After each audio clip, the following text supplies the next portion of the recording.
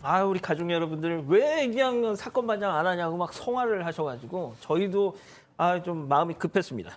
자, 시작하죠. 대구의 한 병원에서 아이를 낳은 산모가 갑자기 사라졌어요. 네, 대구의 한 대학병원이었는데요. 이 30대 여성이 진료 소견서를 가지고 지난 1일에 응급 입원을 합니다.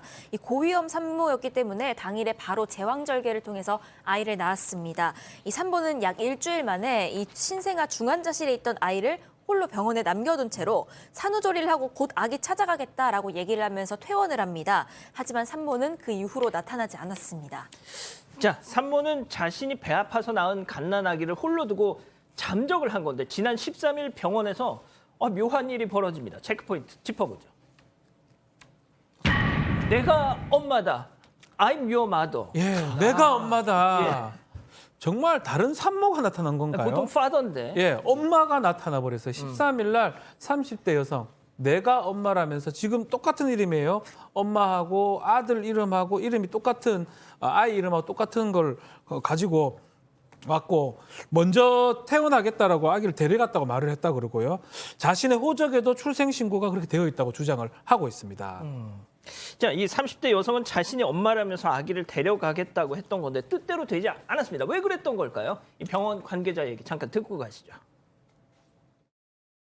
애를 놓고 난 다음에 일단 모유수유를 좀 이래 할 거잖아요, 그죠? 몇 번은 이제 하는 걸로 제가 알고 있는데 애한테 왔다 가고 했는 사람이 있었는데 이제 찾으러 왔던 사람은 좀 전혀 다른 사람이었던 거죠. 그래서 이제 발견하고 의심스러워서 신고를 했다고. 엄마 이름 분명히 똑같은데 사람이 달라. 이거 그래서 신고를 하셨다는 거잖아요. 네, 아이를 찾으러 온 엄마를 봤는데 신생아실 간호사가 보니까 진짜 아이를 낳은 산모하고 체형이 너무 달랐다라는 거예요. 그래서 뭐 이상한데 하고 말을 좀 걸었더니 그냥 두고 다시 나가버렸다는 거예요. 돌아갔다는 거예요. 그러니까 이게 무슨 일이나 싶어서 경찰에 신고를 한 거고 조사를 해보니까 또 이 진짜 아이를 낳은 산모가요. 그러니까 나중에 내가 엄마다라고 나타난 그 산모의 이름과 주민등록번호로 병원에서 아이를 낳은 거예요. 그러니까 기록상으로는 뒤에 찾아왔던 엄마가 또 엄마가 맞는 그런 기록이었던 거예요. 그렇게 또 출생신고도 이 나중에 찾아왔던 엄마가 했던 겁니다.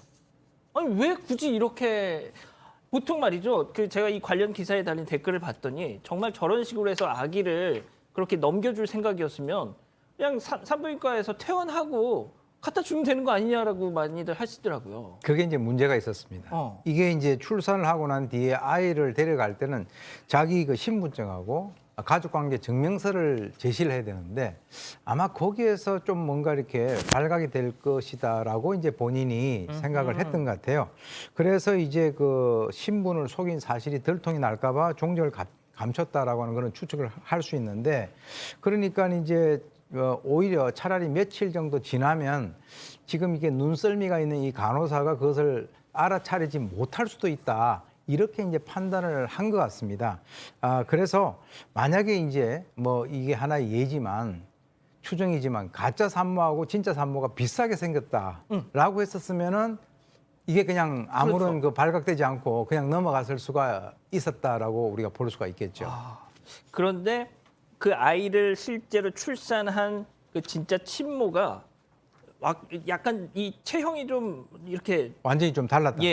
달랐던 모양입니다. 그래서 걸린 건데 자 그렇다면 친모와 내가 친모라고 주장하는 사람은 서로 어떤 관계였던 거예요? 네, 일단 엄마라고 주장하는 이 두 번째 여성 역시 30대인데요. 이 병원비를 일단 본인 카드로 결제를 했다고 말을 합니다. 그리고 이 아이를 낳은 여성과는 6년 전에 이 취미활동 관련된 SNS에서 만나서 가끔씩 연락하고 지내오던 사이다 이렇게 설명을 하는데요.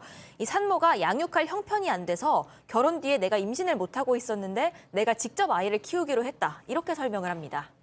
자 일단 여기까지만 들어봐도 이게 대리 출산 혹은 아이를 혹시 뭐 이렇게 매매한 거 아닌가? 예. 이 두 가지 그 부분을 가지고 뒤에 본인이 엄마라고 주장한 그 여성을 조사를 하고 있고요. 실제로 병원비를 만약에 결제를 한 거라면 그게 대가 관계가 있었을 수 있거든요. 아동매매 혐의로 조사를 하고 이 다른 휴대폰이나 이런 것에 대한 포렌식도 하고 있다라고 하고요. 이제 정말로 아이를 낳은 산모 같은 경우에는 아이 출산한 지 얼마 되지 않았기 때문에 다음 주쯤 조사를 진행할 예정이라고 하고 다른 사람 이름으로 입원한 것도 건강보호법 위반이거든요. 일단 형사 입건을 한 겁니다. 근데 다른 것보다 저 아기가 걱정이에요. 아, 맞다. 현재는 대학병원에서 보호를 하고 있다고 하는데 저 아기를 어떻게 해야 되나요?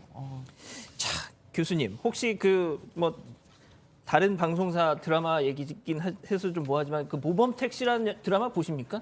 뭐 제가 직접 보지는 않았는데 어떤 내용인가는 제가 알고 있어요. 아니 그 마침 지난주에 이 아파트 청약 가점 때문에 신혼부부들에게 아이를 이렇게 빌려주고 막 하는 그런 범죄 집단을 응징하는 장면이 나왔는데 어떻게 보면 약간 좀 비슷한 느낌이에요.